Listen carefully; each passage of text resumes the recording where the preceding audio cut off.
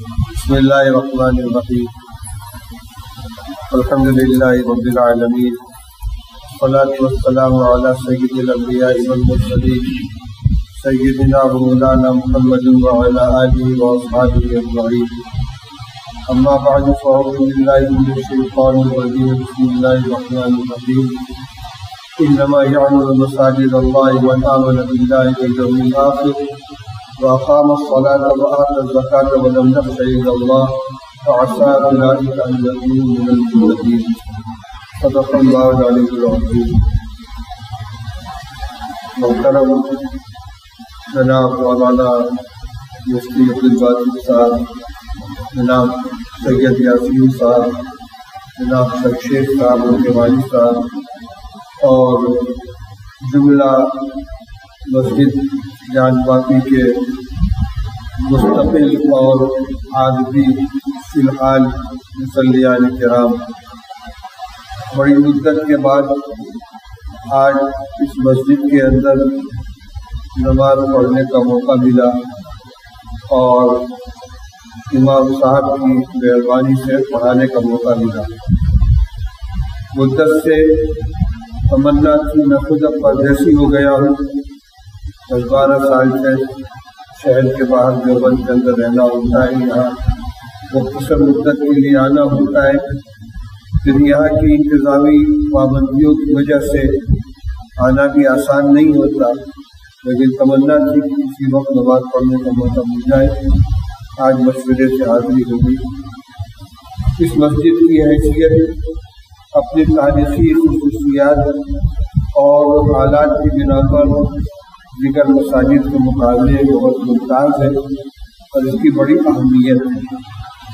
ویسے اللہ جل شانہ نے مساجد سے وابستگی کو ایمان کی علامت قرار دیا ہے.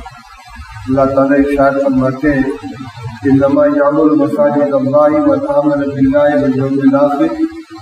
اللہ کی مسجدوں کو وہی لوگ آباد کرتے ہیں کہ جو اللہ پر ایمان رکھتے ہیں، آخرت کے دن پر ایمان رکھتے ہیں، خود نماز قائم کرتے ہیں، زکوٰۃ ادا کرتے ہیں اور اللہ کے سوا کسی سے ڈرتے نہیں. یہ آخری 5ویں صفت اور خاص صفت ہے مسجد کو آباد کرنے والوں کی کہ لا یخاف اللہ تعالیٰ کے علاوہ کسی سے ڈرتے نہیں. اور جب یہ 5 صفات اکٹھا ہو جائے، اللہ پر ایمان، آخرت پر ایمان، نماز کا اہتمام، زکوٰۃ کی ادائیگی کا اہتمام اور اللہ کے علاوہ ہر ایک کا خوف دل سے نکال دینے کی صفت، فرمایا کہ آسان اولئک ان یکونوا من المہتدین، یہی لوگ اللہ کی طرف سے ہدایت یافتہ ہیں. وہ لوگ بہت قابل مبارکباد ہیں کہ جو مسجد کو جو اطراف کے اعتبار سے ایسی جگہ واقع ہے کہ جہاں مسجد سے متصل مسلمانوں کی آبادی نہیں ہے، پھر بھی جو لوگ مسجد میں پنجگانہ یا جس وقت ان کو موقع ملتا ہے یہاں حاضر ہو کر نماز پڑھنے کا اہتمام کرتے ہیں، وہ قابل مبارکباد ہیں. وہ اپنے عمل سے مسجد کو آباد کرنے والے ہیں، کیونکہ مسجد کی آبادی نماز سے ہے، اعمال مسجد سے ہے. اور خاص طور سے جو لوگ مسجد کے انتظام و انصرام کے اندر لگے ہوئے ہیں، اس کے مسائل کو دیکھ رہے ہیں، اس کی بارگزاری اور اس کے تحفظ کے لیے کوشش کر رہے ہیں، وہ اور زیادہ ہم سب کی دعاؤں کے مستحق ہیں. اللہ ان کی ہمتوں میں اضافہ فرمائے. ایک حدیث میں فرمایا گیا، رسول اللہ صلی اللہ علیہ وسلم ارشاد فرماتے ہیں کہ جس شخص کو تم دیکھو کہ وہ مسجد کی خبرگیری کر رہا ہے تو گواہی دے دو کہ وہ ایمان والا ہے. حالانکہ ایمان دل کے اندر چھپی ہوئی ایک حقیقت ہے. کوئی نہیں جانتا کہ کس کے دل کے اندر ایمان ہے، کس کے دل کے اندر ایمان نہیں ہے. ہر اظہار کرنے والا حقیقت میں مومن ہو کوئی ضروری نہیں. منافقین بھی ایمان کا اظہار کرتے تھے، مگر قرآن نے کہا کہ یہ سچے نہیں ہیں. لیکن مسجد کی فکر رکھنے والے، مسجد کو آباد کرنے والے، مسجد کی خبرگیری کرنے والے، اس کے انتظام و انصرام سے تعلق رکھنے والے، اس کے لیے فکر مند رہنے والے، ان کے بارے میں رسول اللہ صلی اللہ علیہ وسلم فرماتے ہیں تم گواہی دو کہ یہ مومن ہیں.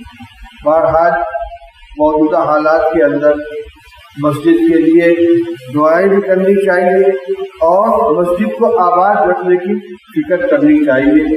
اس مسجد کو خاص طور سے اور ہر مسجد کی آبادی کا تحفظ اس کی آبادی ہی کے اندر ہے.